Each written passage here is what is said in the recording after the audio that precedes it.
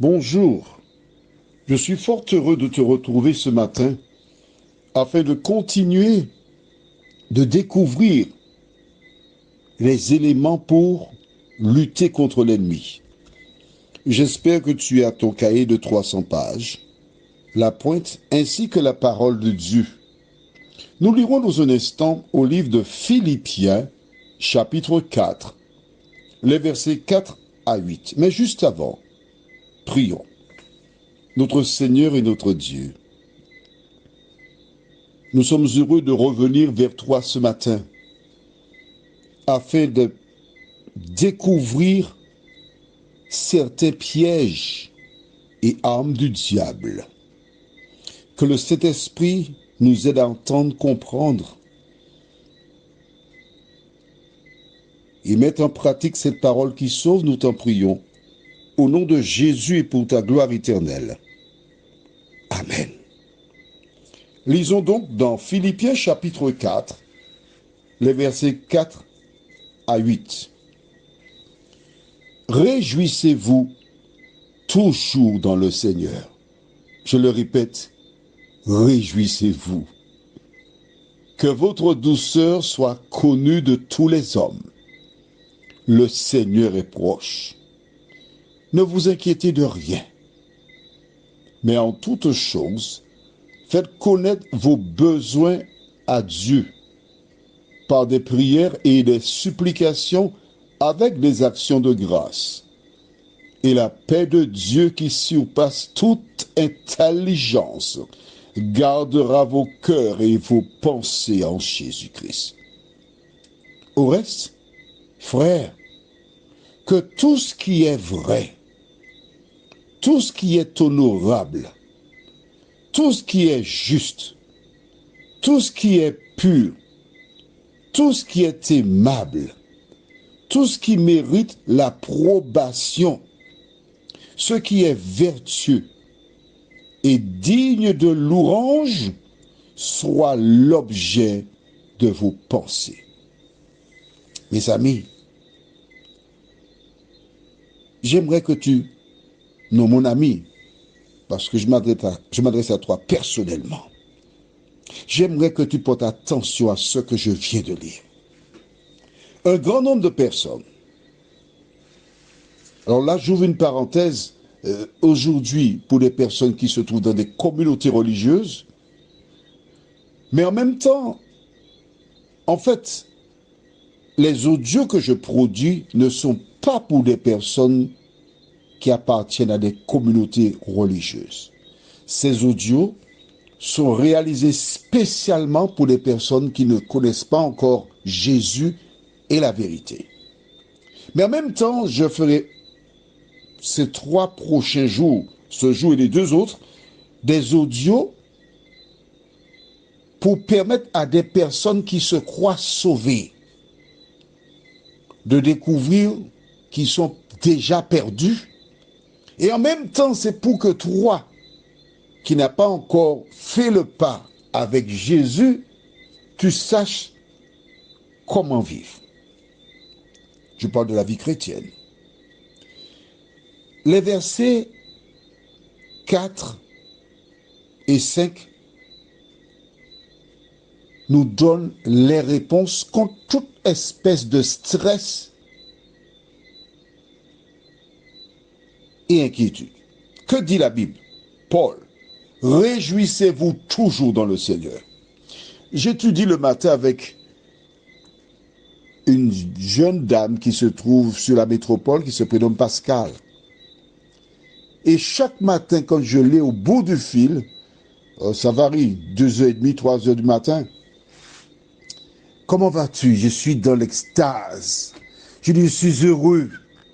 Pourquoi? Parce que j'ai lu dans la Bible, réjouissez-vous toujours dans le Seigneur. Des personnes qui sont toujours en train de se plaindre. Ah, on a dit sur moi. Non, tu es en danger. Tu es dans le collimateur du diable qui cherche quoi? À te mettre toujours dans une situation où tu te plains. Alors que la Bible te dit, réjouissez-vous toujours dans le Seigneur. Quand tu as donné ton cœur à Jésus, quand il est le maître de ta vie, quand il vit en toi, tu ne peux pas être triste. Tu es continuellement dans la joie parce que tu es sauvé. Deuxièmement, que votre douceur soit connue de tous les hommes. C'est le Saint-Esprit qui est dans le cœur d'une personne qui permet à cette dernière d'être douce. Aux Antilles, il y a une expression, appelle ça grosso modo, quand quelqu'un est... allez, je ne connais pas... grosso modo, la personne, on dit qu'elle est bip, elle n'a pas de manière, elle n'est pas douce, elle est...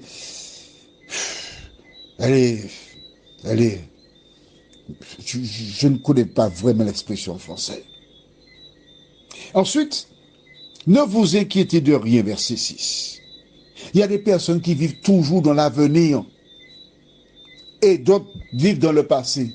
Ah, que vais-je faire? Comment vais-je faire cela? J'ai pas les moyens.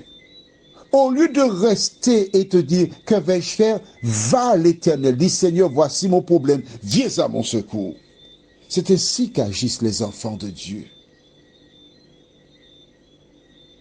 Faites connaître comment? Par des prières, des supplications avec des actions de grâce. Et quand tu as fait ça, verset 7, et la paix de Dieu, qui surpasse toute intelligence, gardera vos cœurs et vos pensées en Jésus-Christ.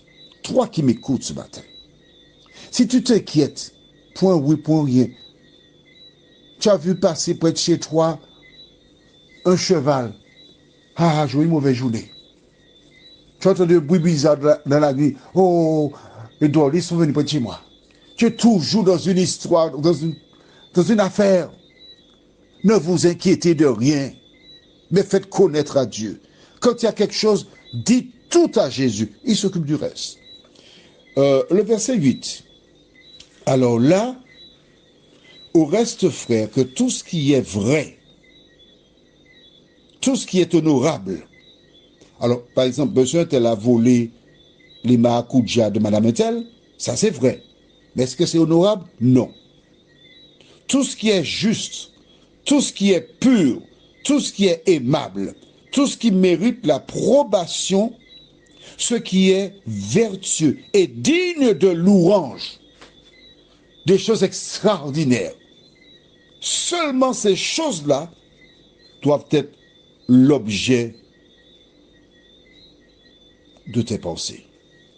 Qu'en est-il? Je vais brièvement te donner deux exemples. Deux exemples importants. Le premier, hier, c'est-à-dire le 1er novembre 2022, mais oui, parce que j'enregistre cet audio le 2 novembre 2022 à 5h19. J'ai reçu plusieurs audios, films, où l'on disait que dans le cadre d'Halloween, il y a eu une bagarre dans un lieu qu'on appelle au bout du monde. Ayant des contacts avec, connaissant assez bien les propriétaires de cette structure, j'envoie un message à l'une de ces personnes qui me dit non, c'est pas chez nous, c'est tel autre endroit. Écoute bien, toi qui as été envoyé ce message, qu'as-tu fait? Cela s'appelle de la calomnie. Tu as menti sur le bout du monde. Est-ce que tu vois comment le diable tient beaucoup de personnes? Mais si tu avais appliqué le verset 8, ce qui est vrai, c'est faux. Ce qui est honorable, ce qui est juste, ce qui est pur, ce qui est aimable, tout ce qui mérite l'approbation, on peut dire bravo, ce qui est vertueux et digne de louange soit l'objet de vos pensées. Qu'est-ce que tu as dans ta tête? Des choses qu'on t'a dites, sont-elles vraies? Est-ce qu'elles honorent Dieu? Dans le même ordre d'idée, je te donne un dernier exemple. Un jour, un vendredi, j'ai reçu un message de ma soeur qui me dit que telle personne est hospitalisée au Marais. J'appelle le même jour l'hôpital, j'ai la confirmation, et le lendemain, je monte voir cette personne. Je passe un moment, je chante, je prie pour elle. J'avais mon portable et j'ai les filles Luyap, des amis qui habitent sur Shelcher. Les filles de Xavier Luyap, un père pour moi, qui m'avait enregistré des chansons. Oh, j'ai permis à cet homme d'écouter les chansons. Il ne parlait pas, il ne bougeait pas, mais lui, dit-on, c'est le dernier organe qui vit. Et 15 jours plus tard, une personne appelle sur une radio libre pour dire X est malade, il est à l'hôpital, personne n'a été le voir. Pourtant, j'ai été voir l'homme. Vois-tu, la langue est une arme du diable. Et toi qui m'écoutes ce matin, à partir d'aujourd'hui, tu dois marquer dans ton cahier, dans mes résolutions, Seigneur, aide-moi à ne pas répéter tous les ragots que des gens viennent me raconter et aide-moi surtout à éviter d'avoir contact avec eux. Prions.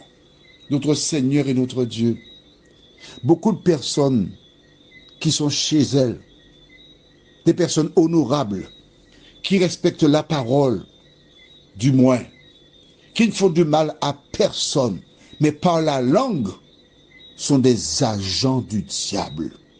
Seigneur, aide-nous par ta grâce à ne plus répéter tout ce qu'on nous dit. Au nom de Jésus, pour ta gloire éternelle. Amen. Nous continuons sur la langue encore demain, si Dieu nous prête vie. Que l'Éternel continue de te bénir. Et puis, il vaut mieux être, comme on dit aux Antilles, à baba, ne pas savoir parler. Ainsi, ça t'évite de pécher. Je te souhaite une bonne journée. Pense de toi. Et surtout, n'aie pas peur.